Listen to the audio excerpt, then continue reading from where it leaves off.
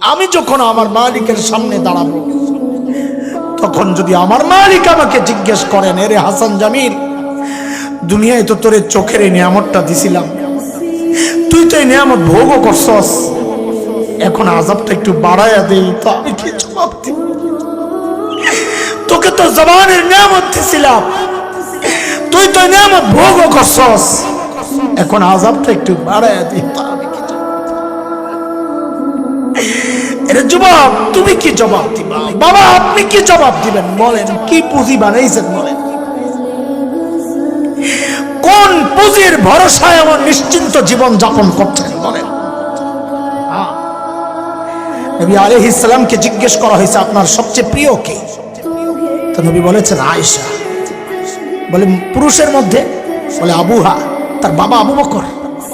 আল্লাহর নবীর সবচেয়ে প্রিয় দুইজন মানুষ বাপ বেটি, দুইজনই জান্নাতের সুসংবাদ পাওয়া, অথচ আল্লাহর সামনে দাঁড়ানোর ভয়ে কি করতেন? কি আসছে রিওয়ায়াতে, আম্মা জান তো কাঁদতেন কাঁদতেন কাঁদতেন আর বলতেন, ইয়া লাইতানি কুনতু নাসিয়াম মানসিয়া, আরে আমি যদি নিঃশেষ হয়ে যাইতাম, আমি যদি নাই হয়ে যাইতাম, তো আল্লাহর আদালতে দাঁড়াইতে হইতো।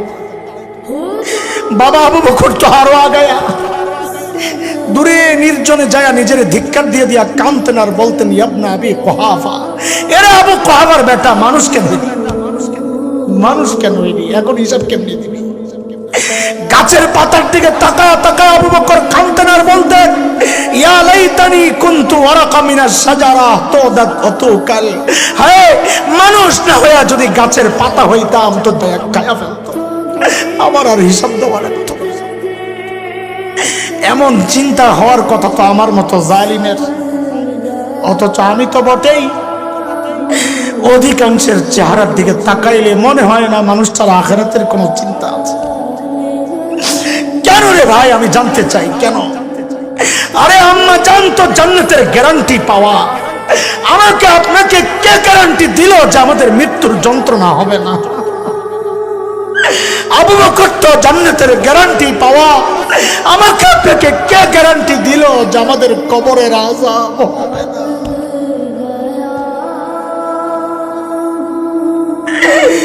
কে গ্যারান্টি দিল বলে? কোন ভরসায়, কোন পুঁজির ভরসায় এইভাবে নিশ্চিন্ত জীবন যাপন করছে? পুঁজি যে নাই তা না, পুঁজি তো আছে, পুঁজি আছে, আছে গুনাহ গুনাহ গুনাহ। চুল পাইকা সাদা হয়ে গেছে, গুনাহ ছাড়তে পারি না। দাড়ি পাইকা সাদা হয়ে গেছে, গুনাহ ছাড়তে পারি না। কবে ছাড়বেন জানতে চাই। আরে মালিক যেন আমাকে আপনাকে ডেকে ডেকে জিজ্ঞেস করতেছেন সূরা হাদীদের মধ্যে, আলাম ইয়ানিল্লাযীনা আমানু আন তাখশা কুলুবুহুম লিযিকরিল্লাহ। ওরে ইমানদার, আল্লাহর ভয়ে তোর অন্তরটা কেঁপে ওঠার সময় কি হয় নাই? যুবক তুই ভাবিস না আল্লাহ তোকে চুল দাড়ি পাকা পর্যন্ত সময় দিবেন না রে বাপ না। কত বাবাকে দেখলাম সন্তানের লাশ কাঁধে নিয়ে যাইতেছে। আরে কার কখন ডাক চলে আসে কে জানে? কে জানে এই মজলিসে এমন কেউ আছে যার মৃত্যুর পরোয়ানা ঘরে, যার কাফনের কাপড় দোকানে সে বসে আছে এখানে। কে জানে কালকে খবর পাইতে পারেন বয়ান করে গেল হাসান জামিল তো দুনিয়ায় না। কোন আমলের ভরসা এইভাবে নিশ্চিন্ত জীবন যাপন করছি দোস্ত? হ্যাঁ, আরে কার নাফরমানি করতেছি একটু চিন্তা আছে মাথায়? কার? ওই মালিকের যিনি আমাকে আপনাকে এত ভালোবাসেন। কত ভালোবাসেন ভেবেছি কখনো? আহা কত ভালোবাসেন আমার মালিক। আমি আপনি যখন দরজা জানলা আটকায়া ভেতরে গুনাহ করি, ভেতরে গুনাহ চলতেছে, আর আমার মালিক দরজার নিচে দিয়া বাতাস আর অক্সিজেন পাঠাইয়া দেন যেন আমি ভিতরে মরে না যাই।